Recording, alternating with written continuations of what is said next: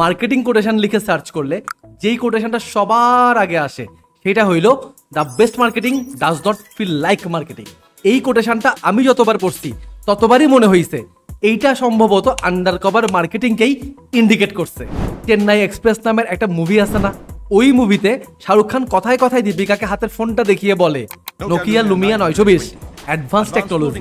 একটা মুভির মাঝখানে কি সুন্দর একটা বিজ্ঞাপন যুক্ত করে দিচ্ছে।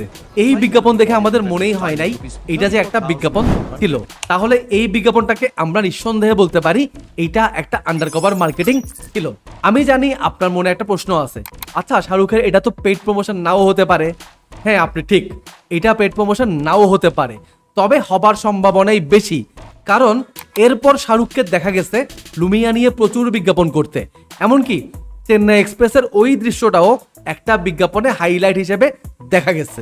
তাই এখান থেকে অনুমান করাই যায় ওটা একটা আন্ডারকভার মার্কেটিংই ছিল। ইন্ডিয়ান মুভির কথাই যদি ধরি আরো অনেকগুলো উদাহরণ আমরা পেয়ে যাব যেখানে আন্ডারকভার মার্কেটিং করা হয়েছে অত্যন্ত সূক্ষ্মভাবে। যেমন দাবাং 2 মুভির একটা আইটেম গানে লিরিকের মাঝখানে ফেভিকলের কথা বলা হয়েছে, বা দাবাং মুভিতে একটা গানের মাঝখানে ঝান্ডুবামের কথা বলা হয়েছে। এই গানগুলো শুনে হয়তো কখনোই আমাদের বিজ্ঞাপন বলে মনেই হয়নি, কারণ আন্ডারকভার মার্কেটিং এর একটা শর্তই হলো মার্কেটিংকে যেন মার্কেটিং বলে মনে না হয়। আন্ডারকভার মার্কেটিং আর একটু ক্লিয়ার করে বলি, তবে যখন একটা marketing plan fly under the radar মেথডে তৈরি হবে তখনই সেটাকে আন্ডারকভার মার্কেটিং বলা যাবে।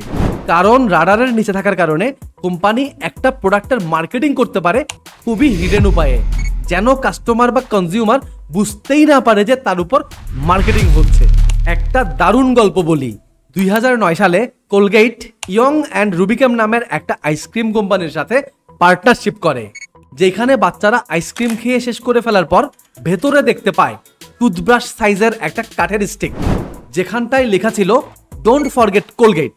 ছোট্ট একটা অ্যাডভার্টাইজমেন্ট যেটা প্রমোশন কম, ফান দিছে বেশি, এবং মানুষকে সচেতন করছে আইসক্রিম খাবার পর দাঁত মাজার ব্যাপারে। এবং ডোন্ট ফরগেট কোলগেট বলে কোলগেট মানেই দাঁত মাজা এই কথাটা এস্টাবলিশ করতে চেষ্টা করছে। কি দারুণ না? আবারও বলতেছি, যেই মার্কেটিং দেখে মার্কেটিং মনে হবে না সেটাই কিন্তু আন্ডারকভার মার্কেটিং। আপনার মাথায় কি এখন এইটা ঘুরতেছে?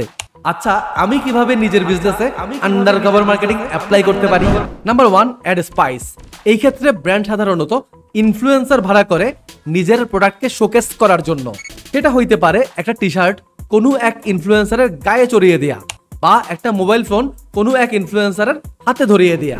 নাম্বার 2, লিনার্স। এইখানে ভাড়া করে অভিনেতাদের ব্যবহার করা হয়, হাতে টাকা দিয়ে বলা হয় যাও ঘুরে বেড়াও, আর যাকে পাবা তাকেই আমার প্রোডাক্ট সম্পর্কে রসালো গল্প বলবা। Number 3, product placement.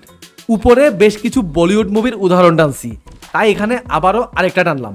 ঋত্বিকের ক্রিশ মুভিটা যদি দেখে থাকেন তবে আপনি বেশ অনেকবার ঋত্বিকের টেবিলে বা তার আশেপাশে বর্নভিটা প্রোডাক্টটা দেখছেন।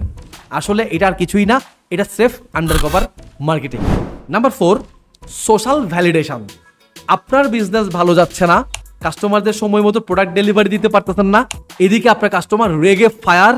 এই সিচুয়েশন থেকে বের হয়ে আসার জন্য আপনি কিছু ঘোস্ট রাইটার হায়ার করলেন, যাদের কাজ হলো দিনে 2 থেকে 3 বার করে আপনার বিজনেস সম্পর্কে এবং আপনি প্রপারলি প্রোডাক্ট ডেলিভারি দিচ্ছেন বলে পজিটিভ রিভিউ শেয়ার করা। এতে আপনার বাকি কাস্টমাররা ভাবা শুরু করবে যাক কোম্পানি তাইলে এখনো বেঁচে আছে, আর এটাকে বলে সোশ্যাল ভ্যালিডেশন। কি কোনো একটা নির্দিষ্ট কোম্পানির কথা মনে পড়ে যাচ্ছে? আসুন আরেকটা অদ্ভুত উদাহরণ দেখি। আন্ডারকভার মার্কেটিং এর জন্য বিখ্যাত হলো আমাদের সবার প্রিয় coffee shop Starbucks. Game of Thrones দেখছেন? গেম অফ থ্রোনস এর একটা সিজনের একটা পর্বের একটা সিনে হঠাৎ করে একটা কফির কাপের চেহারা দেখা যায়, আর সেই কফির কাপের চেহারা দেখানোর সিনটাই ছিল একটা আন্ডারকভার মার্কেটিং। একটা কেস স্টাডি শেয়ার করি। সনি এরিকসন মোবাইলের নাম হয়তো আমরা অনেকেই শুনছি।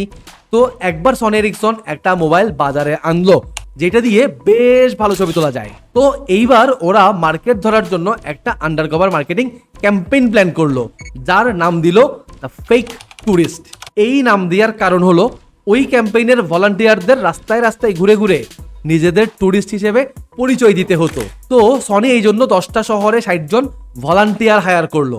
যথারীতি ভলান্টিয়াররা টুরিস্ট পরিচয়ে সাধারণ মানুষের কাছে অ্যাপ্রোচ করলো যে তারা যেন তার নতুন সনি ফোন দিয়ে তাকে ছবি তুলে দেয়। ছবি তোলার পরপরেই সেই সাধারণ মানুষের হাতে ফোন থাকা অবস্থায় ভলান্টিয়ার কাছে এসে বলে এইটা সনি এরিকসনের নতুন মডেলের ফোন, ক্যামেরা অনেক ভালো অ্যান্ড ছবিগুলো অনেক সুন্দর হয়েছে, তাই না? স্বভাবতই সাধারণত মানুষ এখানে হ্যাঁ সূচক মাথা নাড়ে।